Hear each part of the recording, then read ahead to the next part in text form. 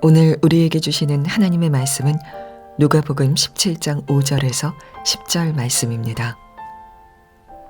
사도들이 주께 여짜오되 우리에게 믿음을 더하소서 하니 주께서 이르시되 너희에게 겨자씨 한 알만한 믿음이 있었더라면 이 뽕나무더러 뿌리가 뽑혀 바다에 심기어라 하였을 것이요 그것이 너희에게 순종하였으리라.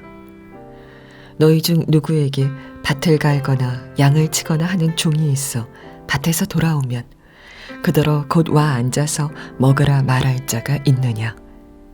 도리어 그더러 내 먹을 것을 준비하고 띠를 띠고 내가 먹고 마시는 동안에 수종 들고 너는 그 후에 먹고 마시라 하지 않겠느냐? 명한 대로 하였다고 종에게 감사하겠느냐? 이와 같이 너희도 명령 받은 것을 다 행한 후에 이르기를 우리는 무익한 종이라 우리가 하여야 할 일을 한 것뿐이라 할지니라. 아멘. 하나님의 말씀입니다.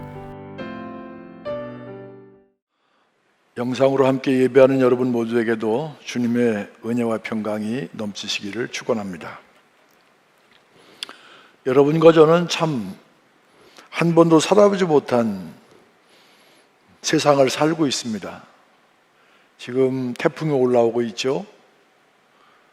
태풍 지나간 지가 얼마 안 됐는데 더구나 금년에는 역사상 가장 긴 장마라고 하는 7주간의 장마가 지나갔습니다. 기후를 영 예상할 수가 없습니다. 뿐만 아니라 지금 우리는 코비드-19 때문에 굉장히 어려워하고 있습니다. 예배도 제대로 드리지 못하고 또 출입도 못하고 마스크 쓰고 다녀야 하고, 문제는 이것이 지나가면 또 어떤 것이 우리에게 올까, 어떤 우리가 예상치 못한 것이 우리에게 올까, 그런 두려움이 우리 마음속에 있습니다. 이 코비드-19 때문에 온 세계가 벌벌 떨고 난리를 치고 있습니다. 이런 때일수록 스스로를 지키기 위해서 안전수칙 잘 지켜야 됩니다. 손도 잘 씻고 마스크도 잘 하고 우리가 해야 될 조심 다 해야 됩니다. 특별히 의료진들과 방역하는 사람들에게 고마워하는 마음도 가져야 할 것입니다. 근데 이런 때에 제가 가만히 신앙생활하는 성도를 살펴봅니다. 이 어떻게 보니까 하나님을 믿는 성도들이 제2의 바이러스는 두려워하지 않고 코로나 바이러스만 너무 두려워하는 것 같아요. 하나님은 별로 의식하지 않고 코로나만도 두려워하고 있는 것처럼 보입니다. 요즘 가끔 후배 목회자들을 만납니다. 관심이 뭔 줄 아십니까? 코로나 시대 이전과 이후가 분명히 달라질 텐데, 달라진 코로나 시대 이후에 우리가 과연 어떻게 목회해야 될까? 코로나 이후에 교회는 어떻게 달라질까? 성도의 신앙의 형태는 어떻게 달라질까? 그 가운데 어떻게 목회해야 될까? 많은 세미나와 포럼이 이런 것들을 위해 준비되고 있습니다. 제가 아마 은퇴하지 않았어도 당연히 변화된 세상, 변화된 교회와 성도들에게 어떻게 목회해야 될까? 이것이 가장 큰 관심이었을 것입니다. 그러나 은퇴하고 나서 한 걸음 뒤서서 보니까 사실 조금 새로운 각도에서 바라보는 것이 있습니다. 그것은 바로 어떻게 우리가 이 문제를 극복하느냐 하는 것보다 왜 이 문제가 우리에게 왔을까, 근원적인 것입니다. 왜 예배가 멈춰서야 하고, 왜 비대면 예배를 드려야 하고, 이런 시대에 과연 우리는 신앙을 제대로 지키고 있는가? 이런 시대를 극복할 수 있는 신앙의 힘이 과연 우리에게 있는가? 이런 상황에서 과연 우리의 신앙은 어떻게 되어야 할 것인가? 온통 세상은 코로나 백신이 언제쯤 될까? 코로나 치료제가 언제쯤 나올까? 여기에 관심을 가지고 있습니다. 그런데 신앙인 우리는 조금 더 생각해야 되지 않겠습니까? 먼저 이 위기의 때에 자기 성찰을 통해서 혹시 내가 하나님 앞에서 정리하고 새롭게 버려야 될 욕심이나 교만, 이런 것은 우리에게 없는가? 요즘 세상 돌아가는 걸 보면서 어떤 사람이 하나님이 이 세상, 이 지구, 이 환경 모든 것을 리셋하고 계시다, 그렇게 말했습니다. 그 얘기를 듣는 순간 우리의 신앙도 리셋해야 하는 것 아닌가 하는 마음이 제 속에 들었습니다. 2016년 7월 18일은 제 평생에 잊지 못할 날입니다. 제가 31년 동안 목회하고 은퇴했던 춘천중앙교회에 화재가 난 날입니다. 2번씩이나 찾아와서 기도해 주시고 위로해 주시고 그리고 물질로 후원해 주신 우리 선한 목자 교회와 성도들, 그리고 유희석 목사님께 감사를 드립니다. 화재에서 복원까지 꼭 1년이 걸렸습니다. 이 1년, 광야와 같은 1년의 시간을 보내면서 제가 묵상했던 성경은 바로 신명기서 8장입니다. 11절, 내가 오늘 네게 명하는 여호와의 명령과 법도와 규례를 지키지 아니하고 내 하나님 여호와를 잊어버리지 않도록 삼갈지어다.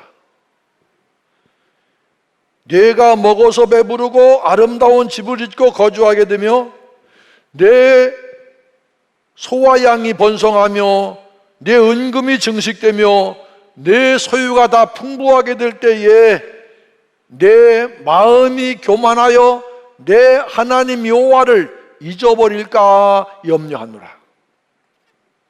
하나님께서는 이스라엘 백성들을 애굽 땅 종되었던 집에서 이끌어내셨습니다. 불뱀과 전갈이 있는 위험한 광야를 지나가게 하셨습니다. 물이 필요할 때 반석에서 물을 나게 해주셨습니다. 광야에서 농사 짓지 않아도 만나와 메추라기로 먹을 것을 해결해 주셨습니다. 어디로 가야 할지 아무것도 알 수 없을 때 낮에는 구름 기둥으로 밤에는 불 기둥으로 그들을 인도하셨습니다. 그런데 그런 모든 과정을 잘 지내고 그 후에 먹고 살만하니까 염려가 뭡니까? 17절, 그러나 내가 마음에 이르기를 내 능력과 내 손의 힘으로 내가 이 재물을 얻었다 말할 것이라. 내 하나님 여호와를 기억하라. 그가 네게 재물을 얻을 능력을 주셨습니다. 어려운 고비를 잘 지나고 그리고 살만하게 됐을 때 기억하라. 하나님이 내게 그런 은혜를 주셨다 얘기해요. 요즘 세상을 보면서 제가 1975년에 목회를 시작했는데 그때보다 지금은 세상의 환경도 많이 좋아졌습니다. 교회의 환경도 많이 좋아졌습니다. 성도도 많이 살만해졌습니다. 그런데 그렇게 좋아진 상태 속에서 생활하고 있는 성도를 보는 제 마음 속에서 계속 떠나지 않는 말씀이 바로 이 말씀입니다. 가정경제가 살만해서 여유가 생기면 더 하나님께 집중하는 것이 아니라, 더 하나님을 바라보는 것이 아니라 알게 모르게 내가 이제 살만하게 됐구나, 이것이 내 능력이다 생각해서 교만해져서 하나님을 잊어버립니다. 신앙생활 열정이 식어집니다. 이게 혹시 지금을 살고 있는 여러분과 제 모습은 아닙니까? 성도 여러분, 신앙생활이 어렵습니까? 쉽습니까? 어려운 것 같기도 하고 쉬운 것 같기도 합니까? 우리 삶의 여건은 좋아졌습니다. 경제적으로 좋아졌습니다. 예배 환경도 좋아졌습니다. 그런데 신앙생활 그만큼 편해졌습니까? 제가 볼 때는 신앙생활 점점 어려워져 갑니다. 성도들이 신앙생활 점점 어렵게 생각할 때마다 어려운 게 누군 줄 아십니까? 목회자입니다. 목회자의 목회도 어렵습니다. 신앙생활이 피곤해지고 신앙생활이 시들해지고 그리고 가정생활도 사회생활도 무기력해지는 이유가 과연 무엇입니까? 문제 때문에 그렇습니까? 문제가 없던 때가 언제 있었나요? 믿음이 확고하지 못하기 때문입니다. 하나님 뜻대로 살겠다, 하나님이 열심히 충성하겠다, 그러다가도 낙심에 뒤돌아서는 이유가 뭡니까? 바로 믿음이 분명하지 못하기 때문입니다. 오늘 본문은 바로 예수님께서 하신 비유의 말씀입니다. 왜 예수님께서 이 말씀을 하셨을까요? 17장 5절입니다. 사도들이 주께 여짜오되 우리에게 믿음을 더하소서 하니, 예수께서 바로 이 점 때문에, 제자들이 예수님께 믿음을 더하소서 하는 요청 때문에 하신 비유가 바로 오늘 본문입니다. 비유의 소재는 100만 사람 가운데 한 사람이 경험할까 말까 이거 아닙니다. 전 역사 가운데 한 번 있을까 말까 그거 아닙니다. 누구나 다 아는 것, 누구나 쉽게 경험하는 것, 이것이 바로 비유의 소재가 됩니다. 그런 의미에서 종에 대한 소재는 우리에게도 과히 낯설지 않습니다. 왜? 과거 우리 역사 속에서 사극을 보면은 종의 신분, 종이 어떤 모습인지 나오지 않습니까? 그러나 중요한 것은 비유의 내용이 아니라 비유를 통해서 설명하고자 하는, 말씀하고자 하는 바로 그것입니다. 본문에서 무엇이었다고요? 믿음을 더하소서. 믿음을 더하소서. 진정한 믿음이 있으려면, 믿음이 자라나려면 어떤 경우라도 상황에 흔들리지 않는 온전한 믿음이 되려면 이런 마음의 사세가 되어야 된다. 이것을 제자들에게 설명해 주시려고 이 비유를 말씀하였습니다. 생각해 보면 제자들이 예수님께 믿음을 구하고 있어요. 제자들이 예수님께 믿음을 구한다는 것 자체가 상당한 수준입니다. 여러분, 제자들이 예수님께 구하고 싶은 게 얼마나 많았겠습니까? 그 가운데는 돈 좋아하는 사람은 돈을 구하려고 그랬을 거예요. 하나님 나라에 이를 때 좌의정 우의정 하고 싶은 사람도 있을 거예요. 구하고 싶은 것, 구할 것 좀 많았겠습니까? 그런데 그럼에도 불구하고 믿음 자체를 구한다는 게 대단한 일입니다. 3년 동안 따라다녀 보니까, 주님을 따라다녀 보니까 역시 믿음이 제일이다 하는 생각이 들었던 모양입니다. 믿음을 도와서서 어떤 환경과 역경 가운데도 상황이 변화해도 풍파가 쳐도 실족지 않으려면 믿음이 있어야 합니다. 믿음을 도와소서. 남을 사랑하는데도 믿음이 있어야 되고, 남을 용서하는데도 믿음이 있어야 하고, 봉사하는데도 믿음이 있어야 하고, 전도하는데도 믿음이 있어야 합니다. 어려운 환경 속에서 실족지 않고 담대하게 맞서 싸워 이기려 해도 믿음이 있어야 하고, 주님께서 말씀해요. 기적을 일으키기 전에 반드시 확인하는 것. 내가 하나님의 아들, 이렇게 말씀하지 않으셨어요. 내 믿음이 어디 있느냐. 기적을 일으키시고 반드시 먼저 확인하는 것이 우리가 가지고 있는 믿음이었습니다. 그런데 예수님은 대단한 믿음, 굉장한 믿음, 바위 덩어리처럼 큰 믿음, 이런 거 말씀하지 않으셨어요. 오늘 본문에 보니까 작은 겨자씨만한 믿음, 작은 겨자씨만한 믿음. 그러나 전제 조건이 있죠. 겨자씨도 생명이 있습니다. 그런 믿음만 있으면 된다. 너희에게 겨자씨 한 알만한 믿음이 있었더라면 이 뽕나무더러 뿌리가 뽑혀 바다에 심겨라 하였을 것이요 그것이 너희에게 순종하였으리라.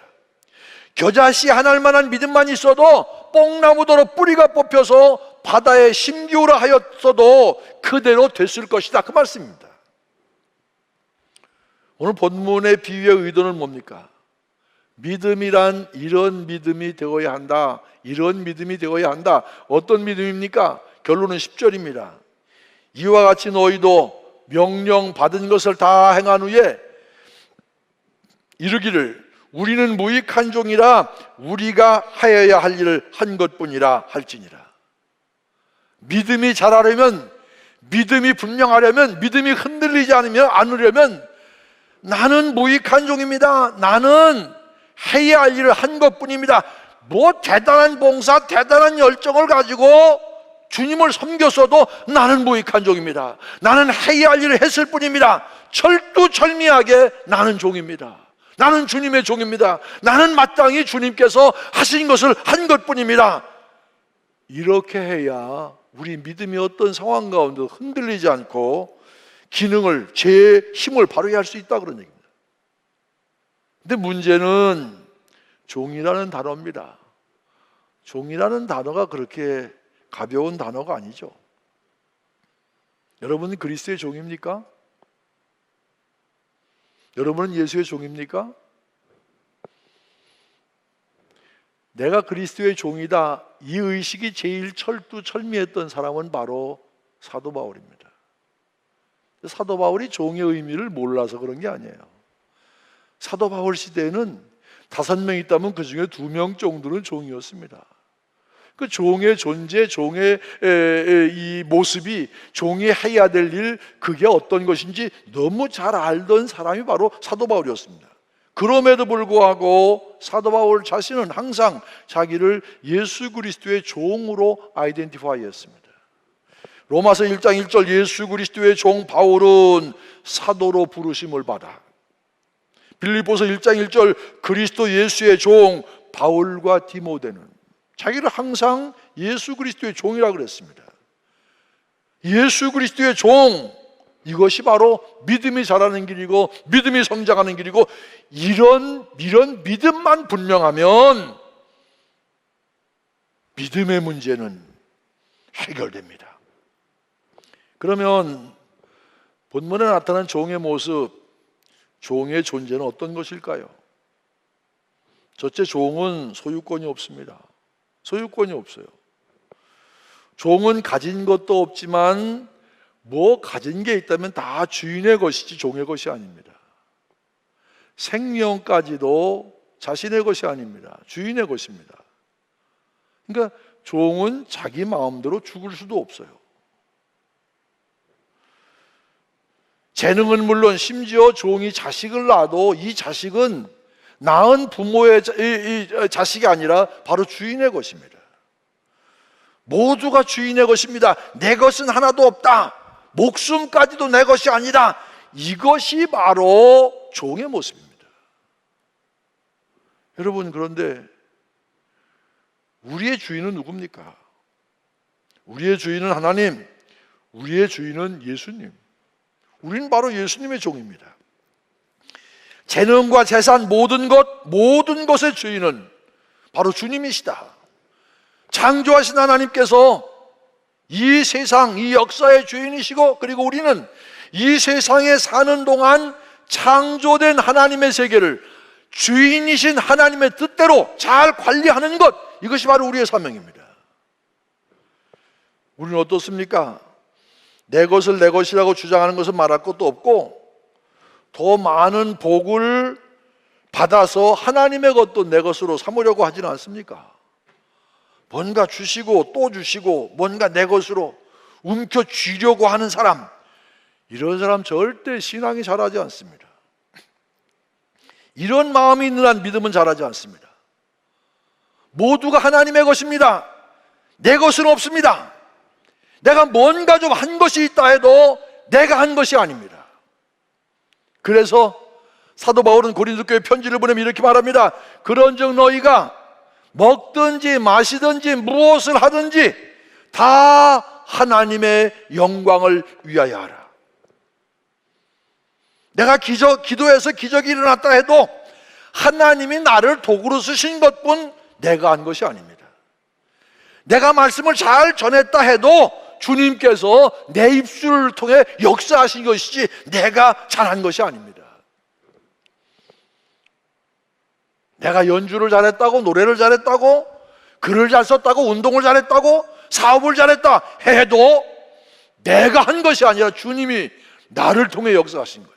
그러니까 나타나야 될 것은 누굽니까? 바로 주님이십니다. 다 하나님의 영광을 위하여 하라. 물질도 재능도 심지어 나 자신까지도 내가 주인이 아닙니다. 난 이 세상에 있을 동안 주인이신 주님의 뜻대로 관리하는 것뿐입니다. 이게 바로 종의 모습, 종의 의식입니다. 저를 포함한 요즘 현대를 살아가는 우리의 문제는 뭡니까? 어려웠던 시절 지나 먹고 살만하니까 알게 모르게 물신주의, 물질을 너무 탐하고, 그리고 교만과 욕망, 이거 갖고 살지 않습니까? 물질과 재능과 자신도 자신의 것이라고 자기 마음대로 하다 보니까 관리가 안 돼요. 기후도 자연도 망가집니다. 어떻게 해야 된다고요? 모든 것의 주인은 하나님이시고 우리는 하나님의 영광을 위해서 하나님의 뜻대로 사용해야 된다. 내게 건강을 주셨던, 물질을 주셨던, 재능을 주셨던 하나님의 뜻대로 사용해야 된다. 이게 바로 종의 모습입니다. 종은 소유권이 없습니다. 이런 의식이 있어야 믿음이 자랍니다. 순수한 믿음, 힘 있는 믿음, 역사하는 믿음은 바로 나는 그리스도의 종입니다. 나는 주인이신 종 예수님의 뜻대로 살 뿐입니다. 이런 믿음으로 설 때 어떤 역경 가운데도 흔들리지 않고 승리하게 될 줄로 믿습니다. 종은 절대 순종합니다. 왜, 언제, 어디서, 어떻게 이런 거 따지지 않습니다. 가라 하면 가고 오라 하면 오는 것이 종입니다. 오늘 본문에 보니까 종이 하루 종일 밖에 나가서 고된 일하고 돌아왔습니다. 얼마나 힘들었겠어요? 얼마나 배고프겠습니까? 얼마나 피곤하겠습니까? 그렇지만 주인이 뭐라고 얘기합니까? 음식을 준비하고 내가 먹는 동안 내 시중을 들고 그리고 나서 너 먹어라. 피곤한데 하루 종일 고된 일하고 왔는데 내가 지금 배고픈데 주인은 하루 종일 집에서 편히 쉬었는데 어찌 주인이라고 그러실 수가 있습니까? 이렇게 따질 수가 없습니다. 주인이 양치라면 양치고 밭 갈라면 밭 갈고 그리고 집안 청소하라면 청소하고 하루 종일 일하고 돌아왔다 하더라도 밤새워 일해라. 그러면 일해야 되는 게 종입니다. 주인에 대해서 종은 불만할 수 없습니다. 이치를 따질 수도 없습니다.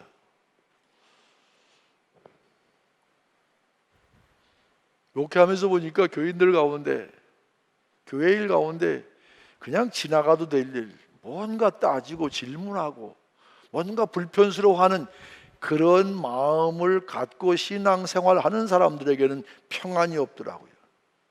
믿음이 자라지 않습니다. 주님께서 뭐라 하시면 예, 말씀이 내게 뭐라 하시면 아멘, 주님의 사역자가 내게 권면하면 예.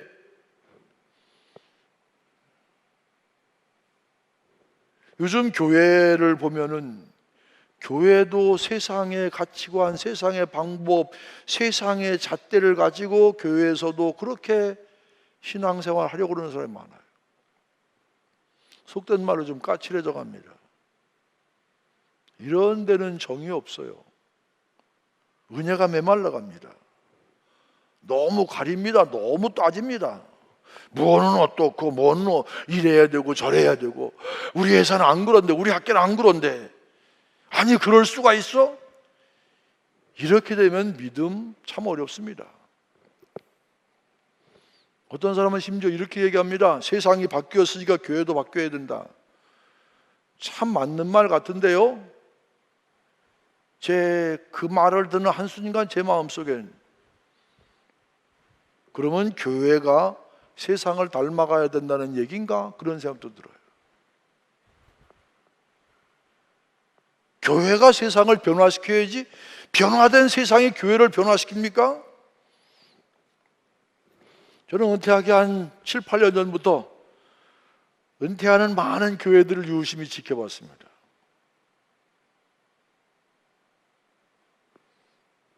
은퇴하는 교회들이 어떻게 후임자를 선정하는가를 유심히 봤습니다. 그러면서 마음속에 참 아픈 마음이 들었어요. 혹시라도 은퇴하는 목사님이 후임 목사에게 어떤 영향력을 행사할까 봐 은퇴하는 목사님과는 아무런 관계없는 사람을 찾아요. 10교회 가운데 9교회 반은 그래요. 그리고 자기들 기준과 자기들 생각, 자기들 이런 평가 기준 가지고 여기도 알아보고 저기도 알아보고 해요. 근데 그분들이 하나 간과한 게 있습니다. 뭔 줄 아십니까? 목회자가 얼마나 교회를 사랑하는가, 목회자가 성도를 얼마나 사랑하고 있는가, 이 점은 간과합니다.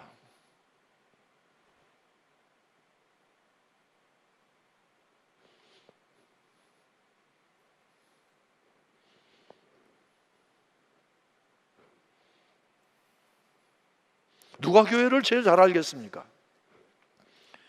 누가 목회자의 세계를 제일 잘 알겠습니까? 설교 한두 번 들어보고 압니까? 누가복음 5장 1절로 11절 보면 베드로를 부르시는 예수님 이야기입니다. 베드로가 밤새워 그물을 던졌습니다. 그런데 어부 출신 베드로가 한 마리의 고기도 잡지 못했습니다. 베드로의 배에서 말씀을 전하신 예수님께서 빈 그물인 베드로를 보고 이렇게 말씀하십니다. 깊은 데로 가서 그물을 내려 고기를 잡으라. 예수님은 목수 출신입니다. 베드로는 어부 출신입니다. 상식적으로 누가 더 고기를 잘 잡을 수 있겠습니까? 상식적으로 베드로는 예수님께 이렇게 말할 수 있습니다. 예수님, 집을 짓는 것은 주님께서 더 잘하실 수 있을지 모르겠지만 그래도 고기 잡는 것은 이거로 잔뼈가 굵은 제가 더 잘할 수 있지 않겠습니까?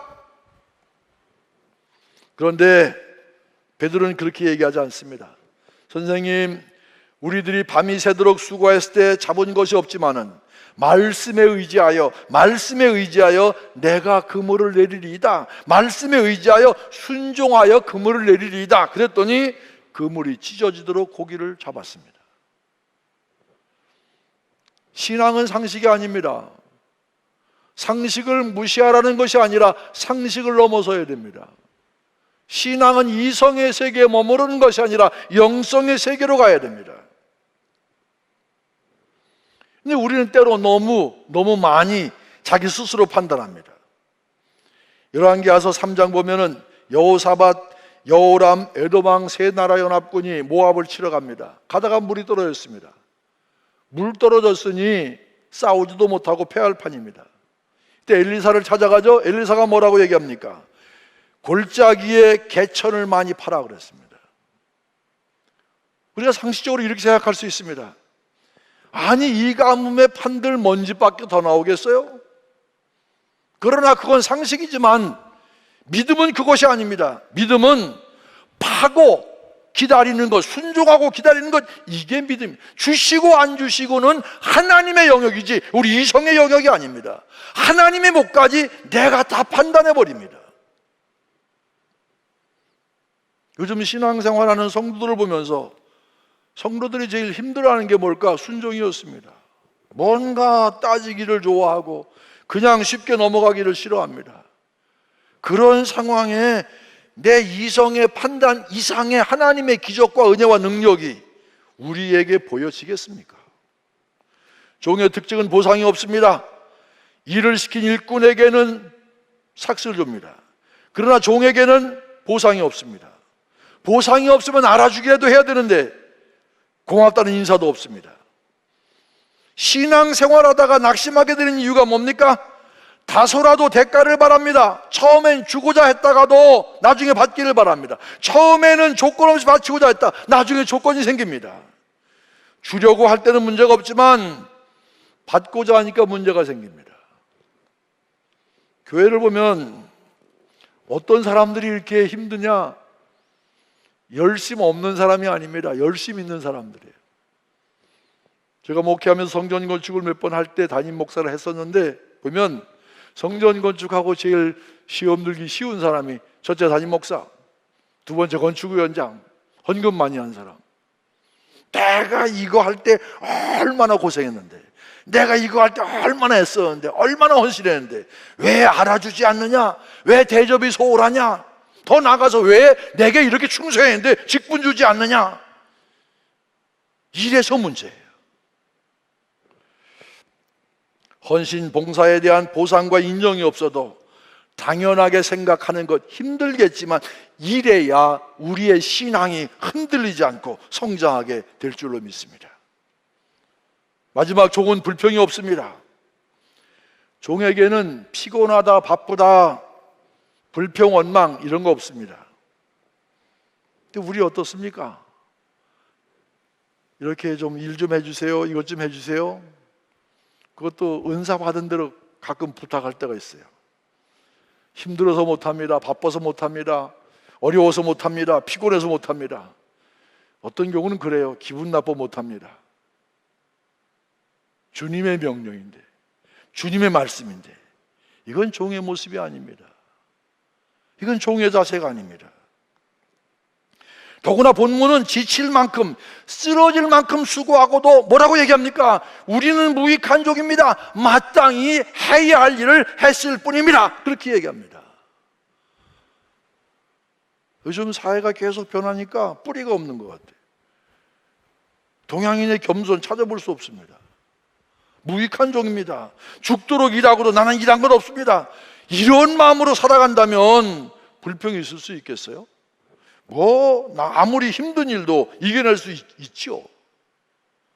가정생활을 봅시다. 여러분, 부모가 자녀를 위해서 얼마나 애씁니까? 아내가 남편을 위해, 남편이 아내를 위해 애씁니다. 근데 이렇게 할 때 마땅히 부모로서 해야 할 일이다 이렇게 생각합니다. 남편을 위해, 아내를 위해 마땅히 해야 할 일이다. 이러면 무슨 문제가 생기겠어요? 그런데 뭐라고 그럽니까? 내가 너를 어떻게 키웠는데, 내가 당신에게 어떻게 해줬는데, 이걸 내세우니까 마땅히 할 일이라고 생각하지, 이걸 내세우니까 매일 싸움이고 매일 어렵습니다. 수고하고도 부족하다는 생각, 수고하고도 모자다라는 생각, 당연히 해야 할 일을 했을 뿐, 교회가 부흥돼도 하나님의 은혜고, 누가 잘해도 하나님이 좋은 사람 보내주셨고, 그런 마음으로 교회를 섬기면 무슨 불평, 무슨 불만이 있겠습니까? 예수님은 나를 친구로 여겨주시고 하나님은 나를 자녀로 삼아주셨습니다. 그래도 우리는 나는 종입니다, 죽도록 충성하고도 나는 무익한 종입니다, 이런 자세로 살아야 됩니다. 그러면 이것도 감사하고 저것도 감사하고 이래도 감사하고 저래도 감사하고. 교회 화재가 나고 나서 보고 나기까지 1년 동안 거의 매일 눈물을 흘리며 살았습니다. 힘들면 광야 예배당에 가서 천막교회 앞에 불난 지붕에서 뜯은 동으로 만든 십자가 앞에서 하염없이 눈물을 흘리며 기도합니다. 그때 제 마음속에 스쳐가는 많은 생각들이 있습니다. 광야 생활했던 이스라엘 백성들, 그들은 하루 24시간 하나님 생각했습니다. 하나님 바라봤습니다. 농사를 지은 것도 아니고 우물을 판 것도 아니고 나치판이 있는 것도 아니고 오직 주님만 바라보고, 그리고 가나안 땅에 이릅니다. 그런데 먹고 살만하니까 하나님을 잊어버립니다. 화재가 나서 제가 처음 한 일은 화재의 원인을 파악하고 화재를 어떻게 복원할까, 어떻게 설계하고 어떻게, 이거 아니었습니다. 제 스스로를 성찰하는 일이었습니다. 알게 모르게 교회가 부흥하면서 내가 너무 안주하고 나태하고 교만하지 않았나 생각해 보니까 거기부터 하나님이 제게 지혜를 주십니다. 24시간 예수님과 동행하는 삶이 뭡니까? 하나님 생각, 하나님 바라보는 것. 여러분, 어려운 때지만 하나님 생각을 많이 하십니까? 아니면 코로나 생각을 많이 하십니까? 어려운 때 더 하나님 바라보고 더 예수님께 집중하면서 믿음으로 든든히 서가는 성도들 되시길 주님의 이름으로 간절히 축원을 드립니다. 기도하시겠습니다. 하나님, 어려운 때지만 우리의 믿음이 흔들리지 않게 하여 주옵소서. 역사의 주관자이신 주님 바라보고 주님이 내게 무슨 말씀하시든 주님께 순종함으로 우리의 믿음을 확고히, 그래서 이 어려움을 극복하고 승리하는 인생을 살아가는 성도들 꼭 되게 하여 주시옵소서. 예수 그리스도의 이름으로 간절히 기도드립니다. 아멘.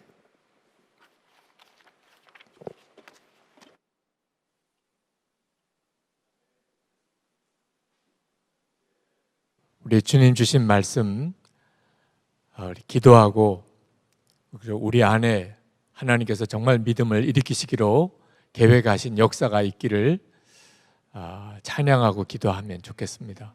전능하신 하나님, 지금도 우리와 함께 계시고 모든 상황을 알고 계십니다. 문제보다 훨씬 크신 하나님을 정말 믿는 자의 증인들이 필요합니다. 오늘 저와 여러분들을 주님이 그리 세우시기를 작정하셨다고 믿습니다. 우리 찬양 함께 하겠습니다. 그리고 같이 전심으로 기도하십시다.